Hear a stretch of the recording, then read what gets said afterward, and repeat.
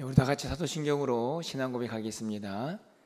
전능하사 천지를 만드신 하나님 아버지를 내가 믿사오며 그 외아들 우리 주 예수 그리스도를 믿사오니 이는 성령으로 잉태하사 동정녀 마리아에게 나시고 본디오 빌라도에게 고난을 받으사 십자가에 못 박혀 죽으시고 장사한 지 사흘 만에 죽은 자 가운데서 다시 살아나시며 하늘에 오르사 전능하신 하나님 우편에 앉아 계시다가 저리로서 산 자와 죽은 자를 심판하러 오시리라.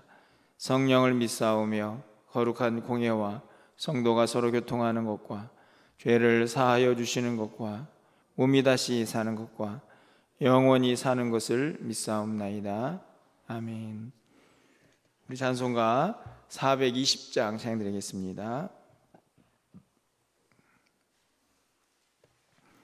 찬송가 420장입니다. 너 성결케 위해.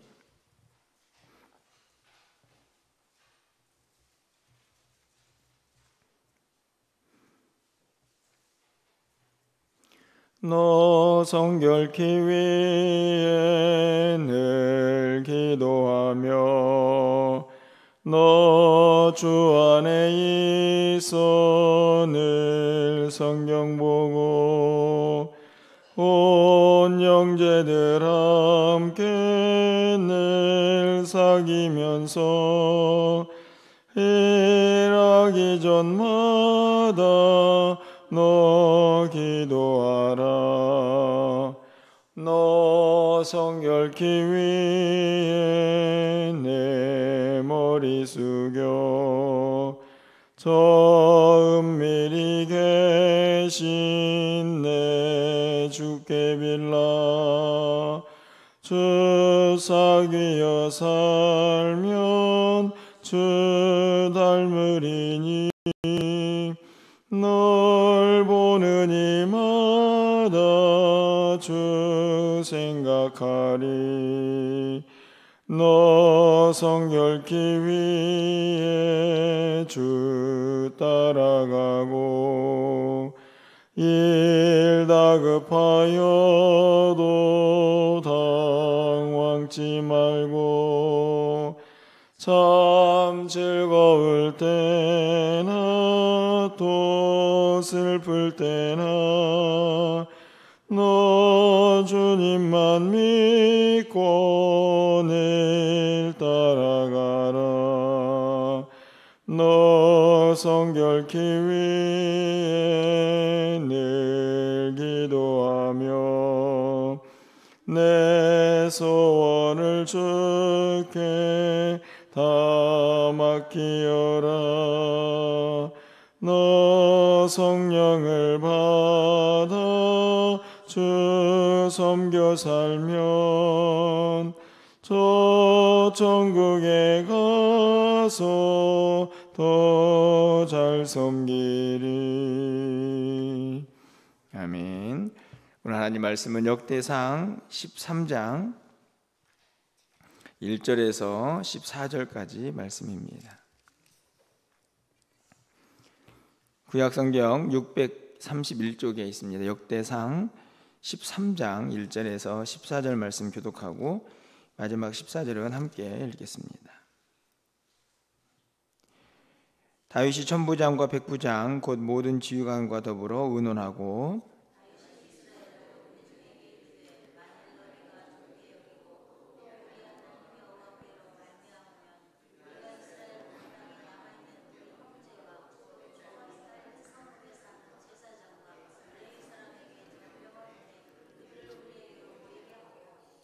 우리가 우리 하나님의 궤를 우리에게로 옮겨오자 사올 때에는 우리가 궤 앞에서 묻지 아니하였느니라. 아멘.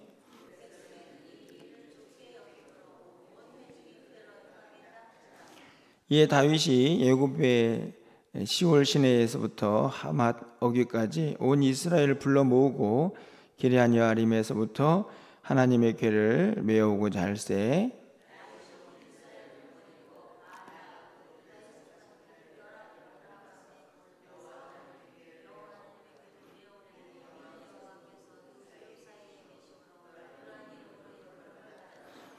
하나님의 궤를 새 수레에 싣고 아비나답의 집에서 나오는데 우사와 아히오는 수레를 몰고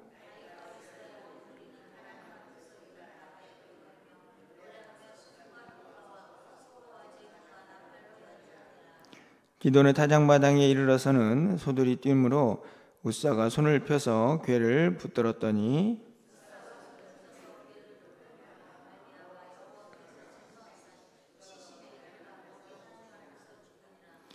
여호와께서 우사의 몸을 찢으셨으므로 다윗이 노하여 그곳을 베레스 우사라 부르니 그 이름이 오늘까지 이르니라.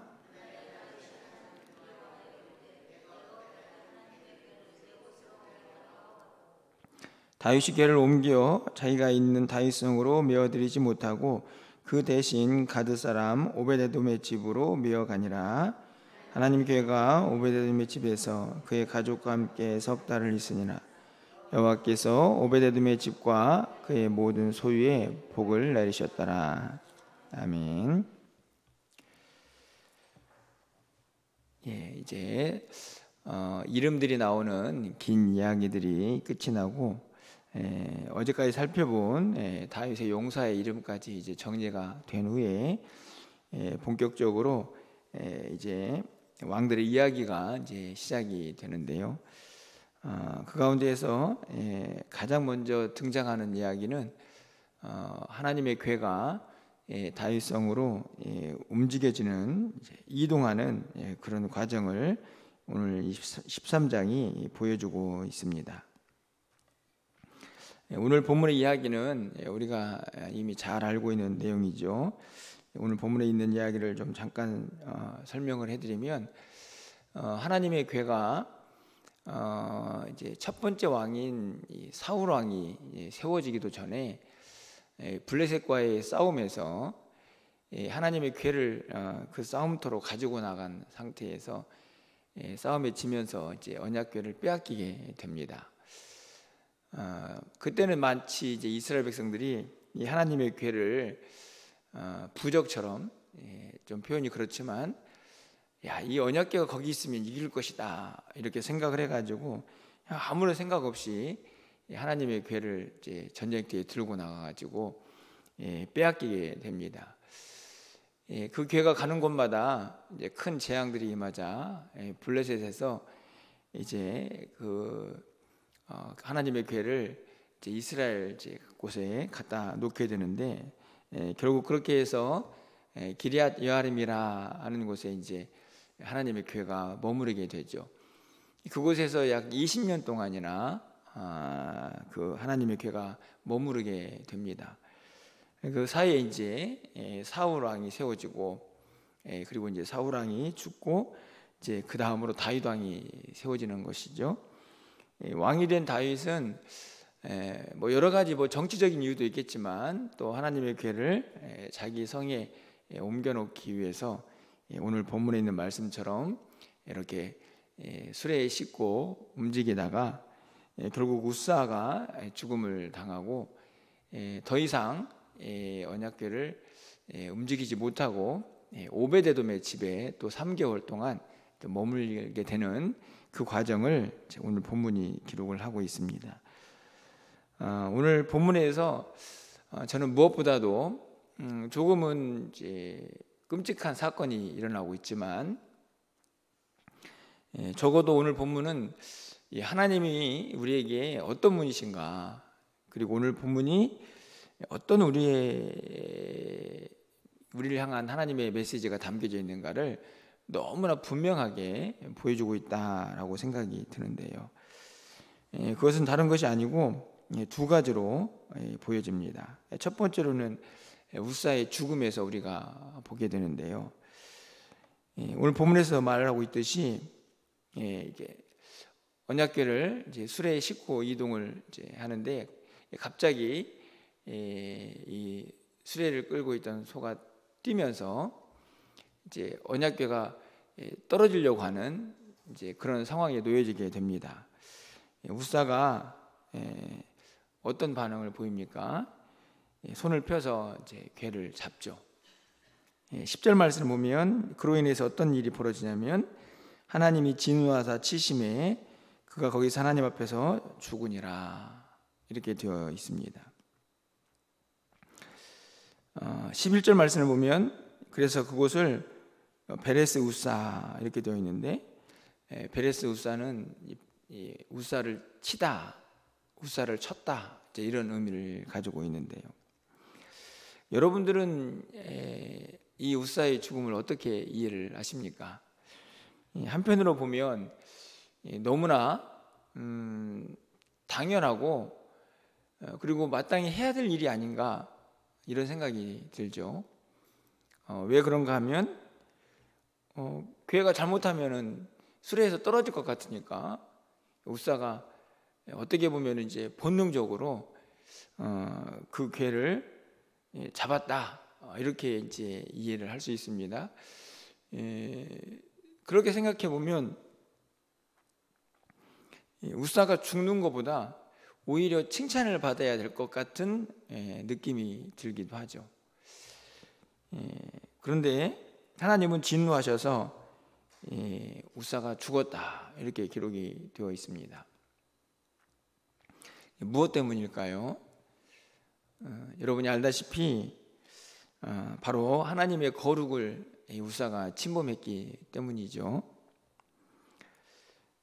이 베레스라는 치다, 이 치다라는 단어가 이제 어디에 등장을 하냐면, 물론 다른 본문에도 나와 있지만 우리가 출애굽기 19장에 보면은 아주 그 단어의 의미를 좀 정확하게 알 수 있는 그런 본문이 나오는데요.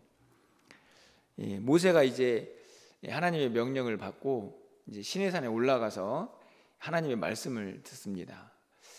하나님께서 그 말씀을 듣는 장소가 거룩하다 하는 의미로 백성들이 어느 지정된 곳까지만 올 수 있도록 선을 긋죠. 그리고 나서 이렇게 이야기를 합니다. 그 선을 넘어오는 사람은 내가 칠 것이다. 다시 말하면 하나님께서 심판하실 것이다 하는 것이죠. 그 선이 뭐냐면 이제 거룩의 선입니다. 너희들이 여기까지는 와도 되지만 이 선을 넘어서면 안 된다. 하나님께서 그곳에서 모세와 말씀을 하실 거기 때문에 그 공간을 이제 구별을 하시는 겁니다. 결국은 거기에서도 치다라는 단어가 나오는데 오늘 이 베레스와 다르지 않습니다. 결국은 무엇을 의미합니까? 우사도 하나님의 거룩을 침범한 것이죠. 그것은 다른 것이 아니고 이 하나님의 괴는 하나님께서 허락한 사람만 만지도록 그렇게 되어 있습니다. 아무나 만질 수 없는 하나님의 거룩을 상징하는 그런 물건이라 하는 것이죠. 민수기 4장 15절 하반절 말씀을 보면 이렇게 되어 있습니다. 그러나 성물을 만지지 말라 그들이 죽으리라. 거룩한 하나님의 물건을 만지면 그 사람은 그에 대한 책망을 받게 되어 있습니다. 이유는 단 한 가지입니다. 거짓되고 불의한 인간이 그 선을 넘어섰기 때문인데, 우사도 마찬가지죠. 그 상황이 어떠하든지 간에 하나님의 말씀은 너무나 분명합니다. 만지지 마라. 하나님께서 허락한 사람만 만지도록 그렇게 이야기가 되어 있고 그것이 명령이고 말씀입니다. 결국은 우사는 하나님의 그 거룩을 침범하게 되고 그로 말미암아서 하나님의 심판을 받게 되는 안타까운 상황에 놓여지게 되는 것이죠. 우리는 분명히 깨달아야 할 것이 하나 있습니다. 하나님은 하나님이시고 우리는 인간이라는 사실이죠. 우리는 가끔 하나님 너무하시네 라고 생각이 들 수 있지만 하나님은 굉장히 분명하십니다. 너무하신 게 아니고 분명하십니다. 그 분명한 것은 다른 게 아니고 말씀을 기준으로 우리를 책망도 하시고 칭찬도 하신다는 거죠. 우사가 움직이는 괴를 만졌습니다. 하나님은 말씀대로 하시는 거죠. 왜 네가 만지느냐? 그건 거룩이다. 그것을 침범한 자는 내가 칠 것이다 하는 그 말씀대로 웃사가 하나님의 심판을 받게 됩니다. 그 하나님의 분명한 하나님의 성품은 오늘 본문에서 한 번 더 드러나게 되는데요. 여러분, 웃사가 죽은 것은 웃사 자신의 실수이고 또 그로 인한 하나님의 심판일 수 있겠지만, 오늘 본문을 통해서 우리는 더 근본적인 다윗의 실수를 보게 되죠. 그것이 무엇입니까? 바로 하나님의 궤를 옮기는 방식입니다. 여러분, 7절 말씀을 보면요, 하나님의 궤를 새 수레에 싣고 아비나답의 집에서 나오는데 웃사와 아히오는 수레를 몰며, 이렇게 되어 있는데요. 여기에서 무엇이 문제가 될까요? 여러분이 가지고 있는 성경적인 지식을 동원해 보면 무엇이 문제인지 아마 이해를 하실 건데요. 하나님의 궤를 어디에 싣고 지금 움직이고 있습니까? 새 수레에 싣고 움직이죠. 그런데 여러분, 이건 굉장히 인간적인 방법입니다. 이 하나님의 궤는 아까도 말씀드린 것처럼 하나님께서 허락한 사람이 어깨에 메고 움직이도록 그렇게 되어 있습니다. 민수기 4장 15절 말씀을 다시 보시면, 회막 물건 중에서 이것들은 고앗 자손이 맬 것이다, 이렇게 되어 있습니다. 고앗 자손이 맬다, 이렇게, 그러니까 메어야 할 사람들도 정해져 있고, 그리고 그것을 움직일 때 수레에 싣는 게 아니고 어깨에 메고 움직이도록 그렇게 명령이 되어 있습니다. 실제적으로 나중에 이제 14장, 15장 금요일 새벽기도의 말씀을 보면 다윗이 깨닫죠. 야, 우리가 수레에 싣고 이 궤를 움직이다가 실패했다. 이제는 어깨에 매자. 이제 이야기를 하는 것을 보게 되는데요. 그때 가서 다시 한번 살펴보기로 하고요. 중요한 것은 왜 이들은 새 수레에 실었느냐 하는 것입니다. 왜 그랬을까요? 여러분들은 어떻게 생각을 하십니까? 저는 이 단어에서 이 새라는, 이 새로운이라는 단어가 참 인상적이라는 생각이 듭니다. 제가 생각하기에는 다윗도 나름대로 이 하나님의 궤를 움직이면서 예의를 갖추고 자기 나름대로의 의미를 부여한 거죠. 왜 그렇습니까? 야, 하나님의 궤인데 우리가 어떻게 헌수레에 움직이냐, 새 수레에다가 싣고 가야지, 이런 마음이었을 겁니다. 게다가 이런 생각도 했겠죠.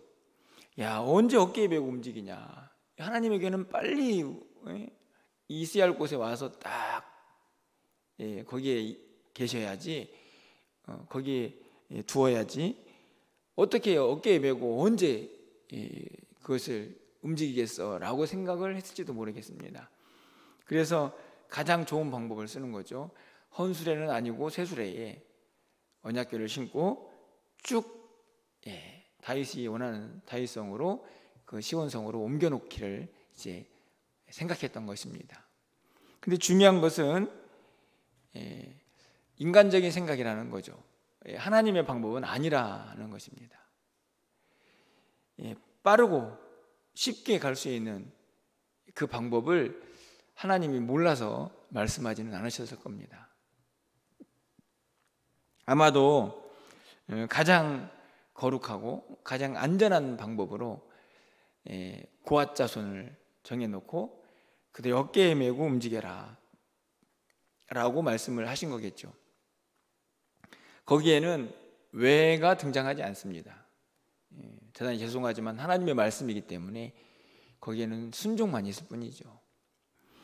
다윗도 마찬가지입니다. 새 수레에 싣고 움직이는 게 아니고 명령대로 고앗 자손에게 어깨에 메고 그것을 움직이는 것이 하나님의 방식이었던 것인데, 굉장히 인간적인 방법으로 이 궤를 새 수레에 싣고 움직이다가 결국은 웃사도 그 거룩을 침범함으로 말미암아 죽음을 맞이하게 되는 것이죠.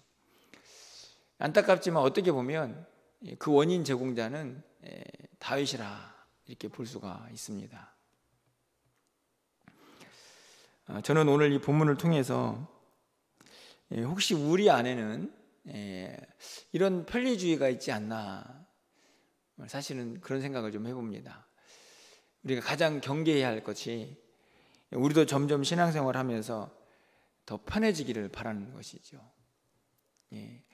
사실은 한국교회 전체적으로 그런 분위기가 점점 많이 번져가고 있습니다. 일례로 점점 예배가 줄어들죠. 그래서 새벽 예배도 옛날에는 일주일 언제 쉬었습니까? 그런데 이제 이런저런 이유로 하루 이틀 쉽니다. 그래서 토요일, 주일 쉬는 교회들이 많아지고, 수요 예배 점점 사라져갑니다. 바쁜데 금요 기도에도 오전에 잠깐 모이고 그냥 아니면 목장 모임으로 대체를 하고 사라지는 교회들이 있습니다. 물론 그 예배가 사라졌다 해서 그들의 신앙이 무너졌다, 이렇게 말씀을 드릴 수는 없겠지만, 제가 말씀을 드리고 싶은 것은 사람들이 점점 편한 것에 익숙해지고 있다는 것이죠.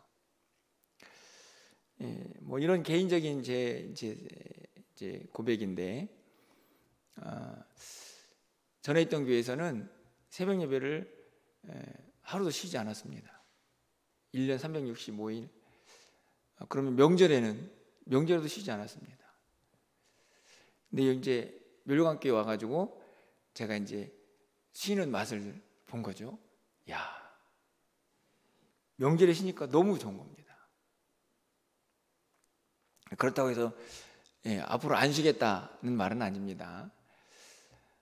그리고 안 쉬는 게 정답이다, 이런 말씀을 드리는 것도 아닙니다. 제가 여러분에게 드리고 싶은 말씀을 충분히 이해하실 거라 생각이 듭니다. 점점 편해지고 있다는 것입니다. 어떻게 보면은 뭔가 좀 간소화되고 줄어들고 있는 거죠. 예배 시간도 1시간 넘어가면 왜 이렇게 길어? 이런 생각이 듭니다. 여러분 어떠신가요? 사실은 설교하는 저도 뭔가 좀 길어지면 성도님이 어떻게 생각할까 하는 생각까지도 드는 제 모습을 봅니다. 이유는 뭘까요? 점점 우리가 편해지고 있는 거죠. 교회 사역도 그렇고 예배도 그렇고 우리가 하는 신앙생활들이 점점 어떤 면에선가 오늘 이 새수레에 싣고, 야, 언제 어깨에 메고 언제 고아짜들을 불러다가 이거 언제 하나님의 교회를 그곳에 옮기겠어? 야, 새수레에 실고 그냥 빨리 움직이자 하는 그 마음들이 저는 오늘 우리의 신앙생활에도 점점 스며들고 있지 않나 하는 생각들을 가져보게 됩니다. 오늘 본문에서 우리는 다시 한번 하나님의 마음을 분명하게 깨닫게 되는데요. 첫 번째로는 거룩이죠. 어느 누구도 그 하나님의 거룩을 침범할 수는 없습니다. 하나님의 그 거룩을 우리가 지켜내야 하고, 그렇지 못할 때는 하나님의 무서운 책망이 그곳에 임한다는 사실을 우리가 절대로 잊어서는 안 된다 하는 것이고요. 또 한 가지는 어떻게 보면 같은 말씀일 수도 있겠는데, 결국은 아무리 힘들고 어려워도 그것이 조금 돌아가는 것 같고 번거로워 보여도 하나님의 말씀대로 사는 것이 우리가 마땅히 해야 될 삶의 모습이다 하는 것입니다. 야, 이게 더 하나님이 좋아하실 것 같아. 이 방법이 더 빠른 방법이야. 이건 정말 지난 주에도 말씀드렸던 것처럼 사사시대에 자기 소견대로 하는 백성들과 다르지 않습니다. 복잡하고 어려워도 그것이 하나님의 말씀이라면 그렇게 살아야 하는 것이 하나님을 믿는 자들의 마땅한 삶의 모습이라 하는 것입니다. 간절히 바라기는 우리 모두가 조금 번거롭고 힘들어도 하나님 말씀 안에서 하나님의 거룩을 지켜낼 수 있는 그런 믿음의 사람들로 다시 한번 굳건히 설 수 있는 이 아침이 될 수 있기를 간절히 소망합니다. 여러분 본문을 보십시오. 사건이 굉장히 이제 긴박하게 흘러가거든요. 새 수레에 신고 막 사람들이 막 춤을 추면서 너무 신나해 하는데 갑자기 한 사람이 죽고, 그리고는 급하게 또 오베데돔의 집으로 이 괴가 옮겨져 가는데요. 그런데 이 이야기 속에서 그렇게 긴박하게 흘러가는 이야기 속에서 여러분 이 맨 끝절에 있는 14절 말씀을 보면 어떤 말씀이 기록되어 있습니까? 오베데돔의 집에 하나님의 복이 임했다, 이렇게 기록이 되어 있습니다. 어떻게 보면은 제가 본문을 읽으면서 그 앞에까지는 막 너무 심각한 이야기들이 긴박하게 막 돌아가다가 끝에서는 오베데돔이 복받았다는 이야기로 끝이 납니다. 제가 이 말씀을 보면서 그렇지, 이런 생각이 좀 들었습니다. 무슨 말씀이냐 하면, 하나님의 말씀을 어기고 긴박하게 돌아가는 하나님의 책망과 심판 속에서도 여전히 하나님의 복을 받는 사람은 있더라 하는 것이죠. 여러분 다시 한번 가서 보시면 14절에 하나님의 교회가 오베데돔의 집에서 그의 가족과 함께 석 달을 있으니라. 여호와께서 오베데돔의 집과 그의 모든 소유에 복을 내리셨더라. 앞에서는 막 심판이 있고 어떤 이야기들이 막 휘몰아치고 있지만 끝부분에 가서는 여전히 또 하나님의 교회를 모시고 그 안에서 복을 누리는 사람이 있는 것을 보게 되는 것이죠. 간절히 바라기는 우리에게도 하나님의 말씀대로 하나님을 모시면서 그분을 섬기면서 그분과 함께하면서 하나님께서 허락하신 복을 받는 우리의 신앙이 될 수 있기를 소망합니다. 하나님 앞에 책망받고 하나님의 심판이 임하는 그런 삶이 아니라 하나님 말씀대로 잘 순종해서 세상 사람들이 또 이 땅이 여러 가지 어수선한 모습이 있을지라도 하나님을 섬기는 자는 여전히 하나님의 은혜 하나 있음을 보게 됩니다. 여러분 모든 가정이, 여러분의 모든 삶이 오베데돔과 그 가정 같기를 주님의 이름으로 간절히 축원합니다. 그 은혜가, 그 복이 여러분의 삶 가운데 함께 하시기를 주님의 이름으로 축원합니다. 기도하겠습니다.